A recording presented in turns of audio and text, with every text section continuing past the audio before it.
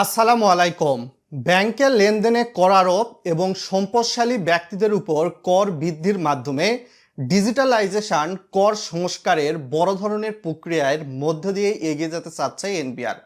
অর্থাৎ ব্যাংকে টাকা পয়সা জমা বা উত্তোলন বা ট্রান্সফার করলেও আপনাকে কর দেওয়া লাগতে পারে বা ট্যাক্স দেওয়া লাগতে পারে। বর্তমান সময়ে এই বিষয়টা কিন্তু ভারত, আর্জেন্টিনা, ব্রাজিল, হাঙ্গরি সহ আরও বেশ কিছু কান্ট্রিতে চালু রয়েছে। ঠিক তেমনিভাবে উত্তরাধিকারের সূত্রে প্রাপ্য যে সম্পত্তিগুলো রয়েছে, এই সম্পত্তিও যদি আপনি পেয়ে থাকেন, এই সম্পদের উপরেও কিন্তু ট্যাক্স আরোপের চিন্তাভাবনা করছে এনবিআর। ভিডিওটা লাইক করে চ্যানেলে নতুন দর্শক হয়ে থাকলে সাবস্ক্রাইব করে দিবেন। আসলে ব্যাংকে টাকা পয়সা লেনদেন করলে কেমন কর আরোপ হতে পারে, আজকের ভিডিওতে A to Z জানাবো। পাকিস্তানে ব্যাংকের টাকা পয়সা লেনদেন করলে যারা হয়তোবা আয়কর রিটার্ন জমা দেন না বা ট্যাক্স রিটার্ন জমা দেন না, তাদের উপর কিন্তু কর আরোপ করা হয়। ঠিক তেমনিভাবে আর্জেন্টিনার দিকে যদি তাকান, ব্যাংক অ্যাকাউন্টে টাকা ঢোকা বা বের করলে 0.6% ডেবিটে, ক্রেডিটে 0.6% চার্জ প্রযোজ্য হয়। কিছু ক্ষেত্রে আয়করের সঙ্গে সমন্বয় করা হয়।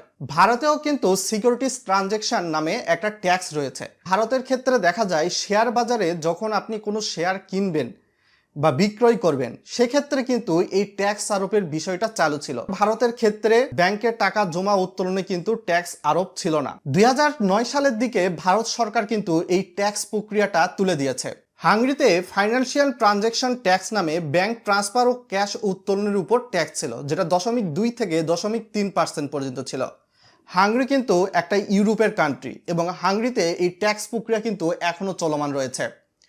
ঠিক তেমনিভাবে যদি ব্রাজিলের দিকে তাকাই, ব্রাজিলের সব ধরনের লেনদেনে কিন্তু 0.38% ট্যাক্স ছিল। বিশেষ করে ব্রাজিল সরকার 2007 সালের দিকে এটি বাতিল করে। ব্যাংক অ্যাকাউন্টে লেনদেন করলে যে আপনার কাছ থেকে হয়তোবা ট্যাক্স আরোপ হতে পারে, বেশ কয়েকটা দেশের কিন্তু মডেলের কথা বললাম। আর ব্যাংকে টাকা পয়সার লেনদেন যারা কম অ্যামাউন্টের লেনদেন করেন সাধারণ গ্রাহক, তাদের ক্ষেত্রেও কিন্তু হয়তোবা ট্যাক্স আরোপ করবে না। একটা নির্দিষ্ট লিমিট দেওয়ার পরে ওই লেনদেন বা ক্যাশ উত্তোলন বা শেয়ার বাজার বা কোথাও থেকে শেয়ার বন্ড বিক্রি করলে এখানে ট্যাক্স যুক্ত হতে পারে। আর উত্তরাধিকারী সূত্রে প্রাপ্য সম্পত্তিতে ট্যাক্স আরোপ, বিশেষ করে আপনি আপনার বাবার কাছ থেকে সম্পত্তি পেলেন, আপনি আপনার মায়ের কাছ থেকে সম্পত্তি পেলেন, আপনি আপনার বড় বোনের কাছ থেকে সম্পত্তি পেলেন, এই সকল সম্পত্তির ক্ষেত্রে ট্যাক্স আরোপের চিন্তা ভাবনারও কিন্তু এনবিআর রয়েছে।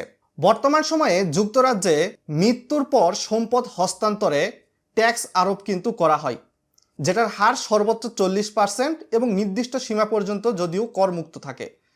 যুক্তরাষ্ট্রে বিশেষ করে মৃত ব্যক্তির সম্পদের উপর কিন্তু এই 40% হারে ট্যাক্স আরোপ হয়, বিশেষ করে সম্পত্তি হস্তান্তরে উচ্চ সীমা থাকায় কম মানুষ এ কর দেয়। এছাড়াও স্পেনেও কিন্তু ওয়েলথ ট্যাক্স নামে একটা ট্যাক্স রয়েছে, মোট সম্পদের উপর 2.2 থেকে 3.5%। অঞ্চলভেদে ভিন্ন হতে পারে। সুইজারল্যান্ডের ওয়েলথ ট্যাক্স রয়েছে, নেট সম্পদের উপর বার্ষিক কর দিতে হয়, অর্থাৎ 0.1 থেকে 1% স্থানীয় পর্যায়ে কর। তো বিভিন্ন দেশের কান্ট্রি ভেদে যতটুকু বোঝা গেল, মানে উত্তরাধিকারী সূত্রে প্রাপ্য সম্পত্তিতে যদি এনবিআর ট্যাক্স আরোপ করে, সেটা কিন্তু উচ্চ শ্রেণীর বা ধনী শ্রেণীর ব্যক্তিদের ক্ষেত্রেই সবচেয়ে বেশি করার সম্ভাবনা রয়েছে। তো সরকারি এই সিদ্ধান্তটা কেমন লাগছে আপনাদের কাছে, ভালো নাকি মন্দ? বিশেষ করে এই দুইটা বিষয়ের উপর ট্যাক্স আরোপ অবশ্যই ভিডিওর কমেন্ট বক্সে ভালো বা মন্দ লিখে জানাতে পারেন।